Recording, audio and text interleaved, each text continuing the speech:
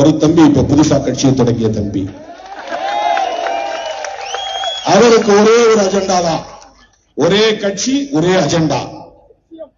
அவருக்கு என்ன அப்படின்னா ஒரே அஜெண்டா தான். திமுக ஒரு தீய சக்தி, திமுக ஒரு தீய சக்தி, திமுக ஒரு தீய சக்தி.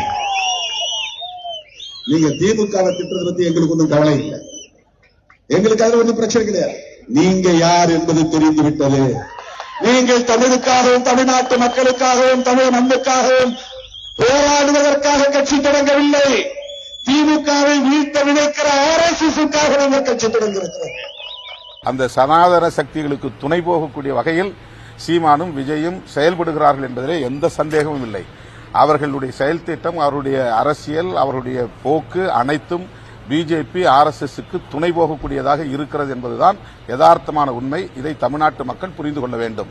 இவர்கள் ஒருபுறம் தமிழ் தேசியம் பேசுவது போல் அவர்கள் நாடகமாடுகிறார்கள். இவர்கள் ஒருபுறம் தனித்து நாங்கள் இயங்குகிறோம், திராவிட அரசியலையும் பேசுகிறோம், பெரியார் அரசியலையும் பேசுகிறோம் என்று சொல்லுகிறார்கள். ஆனால் இதுவரையில் பிஜேபி பற்றியோ RSS பற்றியோ இதுபோன்ற சனாதன சக்திகளின் கிறிஸ்தவ மக்களுக்கு எதிரான தாக்குதலை பற்றியோ ஏதாவது விஜய் வாய் திறந்திருக்கிறாரா? ஏன் பேசவில்லை? அவர் கொள்கை எதிரி என்கிறார். கொள்கை எதிரி என்றால் அவர்களை கொள்கை அடிப்படையிலே விமர்சிக்க வேண்டிய ஒரு தேவை இருக்கிறதா இல்லையா? கண்டிக்க வேண்டிய நேரத்தில் கண்டிக்க வேண்டுமா இல்லையா? கண்டிக்க முடியாது. ஏனென்றால் அவர்களுக்கு இடையிலே அப்படி ஒரு உறவு இருக்கிறது என்பதுதான் உண்மை.